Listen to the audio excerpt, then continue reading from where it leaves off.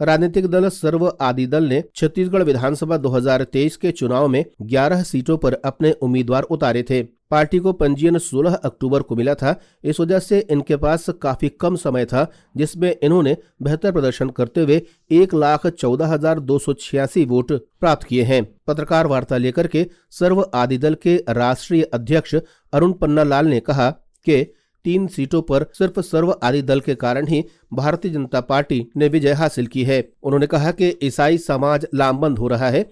अब तक ईसाई समाज में आम सहमति से परंपरागत वोटिंग होती थी। 2023 के चुनाव में सामाजिक चर्चाओं के बाद चर्च राजनीति से दूर रहा।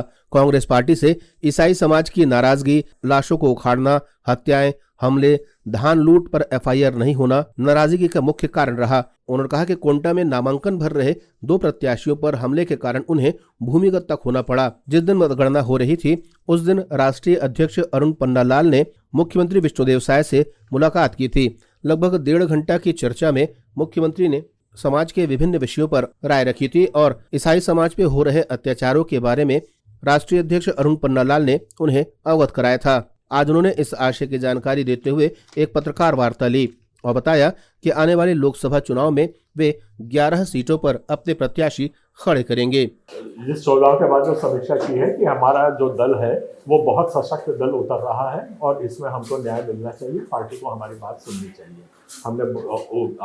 हम लोगों ने भाजपा पार्टी के 3 सीटों पर उनको मदद की है जीतने के लिए, इस उम्मीद में की है कि हमको वहां से न्याय मिलेगा। लोकसभा की क्या तैयारी है? लोकसभा में हम लोग पूरे 11 कैंडिडेट्स उतार रहे हैं और ये बस्तर की सीट में हमको उम्मीद है कि 1 लाख से ऊपर हमको वोट प्राप्त होंगे। अभूतपूर्व घटनाएं हमारे कोंटा में हुई हैं, जहां पे हमारे 2 प्रत्याशियों को मार पीट कर उनको गायब कर दिया ताकि वो वहां पे अपना चुनाव नहीं लड़ सकें। फिर उसके बाद फिर तीसरा प्रत्याशी वहां पे लड़ा, तो इतनी अभूतपूर्व हिंसा के बावजूद भी आज हम लोग वहां पे जाके खड़े हुए हैं और 1,14,000 वोटों को हम लोगों ने प्रभावित किया है। ये हम अपनी बहुत बड़ी सफलता मानते हैं।